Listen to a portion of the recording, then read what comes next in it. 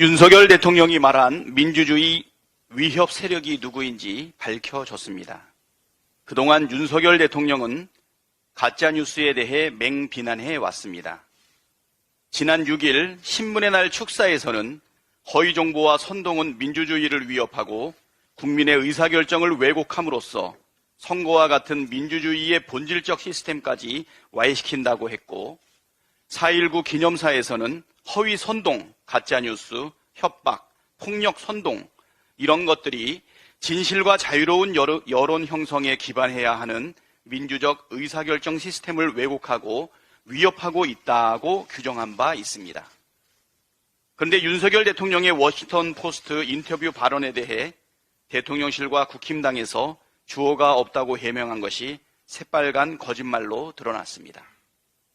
일본 총리의 발언이라고 해도 믿을 만한 윤석열 대통령의 망국적인 인식과 발언을 덮기 위해 거짓말까지 하며 국민을 속인 것입니다.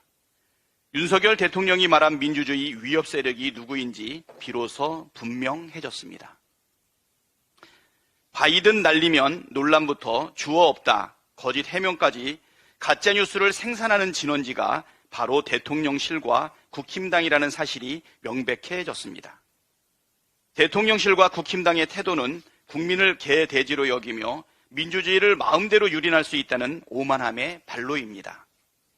가짜뉴스로 국민을 상대로 사기친 민주주의 위협 세력 대통령실과 국힘당은 즉시 국민 앞에 무릎 꿇고 사죄하십시오. 아울러 대한민국 대통령이라는 지위를 망각한 채 100년에 한 번 나올까 말까한 희대의 망언으로 국민의 자존심에 커다란 상처를 입힌 윤석열 대통령도 즉시 국민 앞에 석고 대지하길 바랍니다. 일본 정부가 어제 한국에 대한 화이트리스트 복원에 대해 한국 측 자세를 신중히 살펴보겠다며 신중하게 판단하겠다는 뜻을 밝혔습니다. 우리 정부가 선제적으로 일본을 화이트리스트에 다시 포함시켰지만 일본 정부의 반응은 여전히 뜨뜻미지근합니다. 윤석열 정부는 일본에 대해 일방적 퍼주기, 저자세, 굴종으로 일관하고 있습니다. 한일 정상회담 직전 강제징용 제3자 배상안을 밀어붙인 것도 그렇고, 김태효 대통령실 제1차장이 한미 정보 동행에 일본의 참여 가능성이 크다고 밝힌 것도 그렇고, 일본에 대한 일방적인 구애가 차고 넘칩니다. 정작 상대국인 일본은 시큰둥하다 못해 독도 영유권을 주장하고 야수꾼이 신사 참배를 하고 화이트리스트 복원도 시간을 끌며 우리 뒤통수를 때리고 있습니다. 일본을 대하는 윤석열 정부의 태도를 보면 도대체 무슨 생각으로 시종일관 저자세인지 모르겠습니다. 아니, 생각은 있는 것입니까?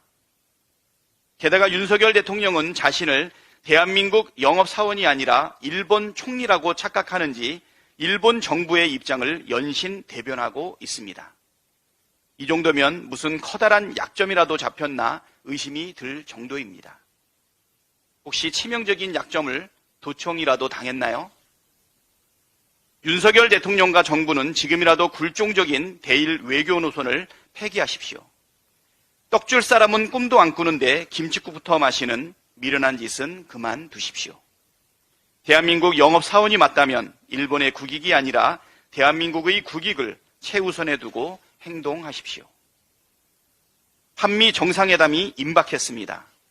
오므라이스 만찬 청구서도 만만치 않은데 갈비찜 만찬 청구서에는 얼마나 큰 액수가 적혀 있는지, 이러다 살림살이 풍비박산 나는 것은 아닌지 국민의 걱정이 태산 같습니다. 윤석열 대통령이 이번에는 하지 말라는 것만 골라 하는 청개구리 외교 말고 제대로 국익을 챙기는 실용 외교를 하고 오시기를 진심으로 바랍니다.